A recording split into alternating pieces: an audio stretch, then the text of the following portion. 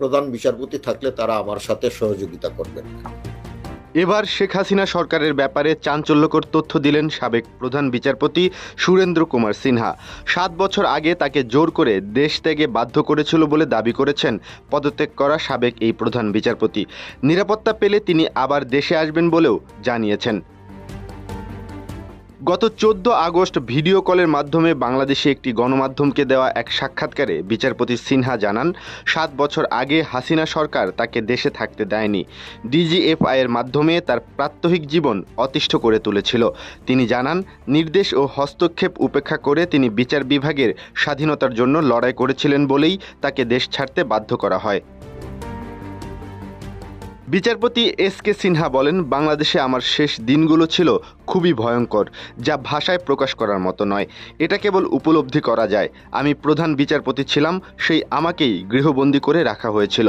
আমাকে কারো সঙ্গে যোগাযোগ করতে দেওয়া হয়নি, এমনকি আমার ইন্টারনেট সংযোগও বিচ্ছিন্ন করে দিয়েছিল তারা। কেউ না বুঝলেও আমরা আপনার প্রয়োজন বুঝি, আর তাই তো অত্যাধুনিক ফিচার সম্বলিত বিভিন্ন সাইজ আর কালারের 250-টিরও বেশি ডিজাইন অপশন নিয়ে ওয়ালটন স্মার্ট ফ্রিজ বোঝে আপনার প্রয়োজন। সাক্ষাৎকারে তিনি আরও বলেন, আমার বাড়ির চারপাশে নিরাপত্তা বাহিনীর গোয়েন্দারা পাহারা বসিয়েছিল।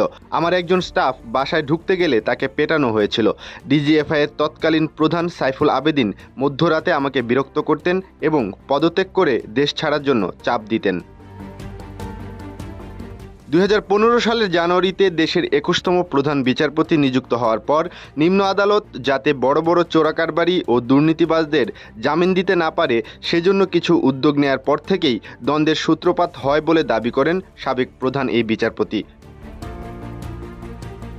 তার দেশ ত্যাগের ঘটনা প্রসঙ্গে সাবেক এই বিচারপতি বলেন, সাবেক প্রধানমন্ত্রী শেখ হাসিনা তাকে প্রচণ্ড চাপের মধ্যে রেখেছিলেন। সুপ্রিম কোর্টের আপিল বিভাগে তার সহকর্মী বিচারপতিরা সরকারের মাধ্যমে প্রভাবিত হয়ে আদালতে তার সঙ্গে বসতে অস্বীকৃতি জানান এবং তাকে বলেন যে হাইকোর্টের বিচারপতিরা তাকে সহযোগিতা করবেন না।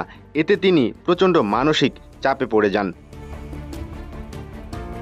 বিচারপতি সিনহা বলেন, সেই রায়ের আগের রাতে তৎকালীন রাষ্ট্রপতি আব্দুল হামিদ তাকে প্রধানমন্ত্রী শেখ হাসিনা, বর্তমান পুলিশ হেফাজতে থাকা আইনমন্ত্রী আনিসুল হক এবং প্রয়াত সাবেক অ্যাটর্নি জেনারেল মাহবুবে আলমের সঙ্গে বৈঠকের জন্য বঙ্গভবনে ডেকে পাঠান। সেই বৈঠকে শেখ হাসিনা তাকে পরদিন সরকারের পক্ষে রায় দিতে বললেও তিনি বিচার বিভাগের স্বাধীনতার স্বার্থে তা প্রত্যাখ্যান করেন। সাক্ষাৎকারে বিচারপতি সিনহা বলেন, 2017 সালের 3 জুলাই আপিল বিভাগের 7 বিচারপতি ষোড়শ সংশোধনী বাতিল করে সর্বসম্মতিক্রমে রায় দেওয়ার পর শেখ হাসিনা সহ ক্ষমতাসীন দলের সংসদ সদস্যরা 5 ঘন্টারও বেশি সময় ধরে সংসদে তার বিরুদ্ধে বিষোদ্গার করেছিলেন। 2017 সালের 11 নভেম্বর বিদেশে থাকা অবস্থায় প্রধান বিচারপতির পদ থেকে পদত্যাগ করা বিচারপতি সিনহা অর্থ পাচারের 3টি মামলায় অভিযুক্ত। একটি মামলায় তাকে দোষী সাব্যস্ত করে 11 বছরের কারাদণ্ড দেওয়া হয়েছে এবং আরও 2টি মামলা তদন্তাধীন রয়েছে।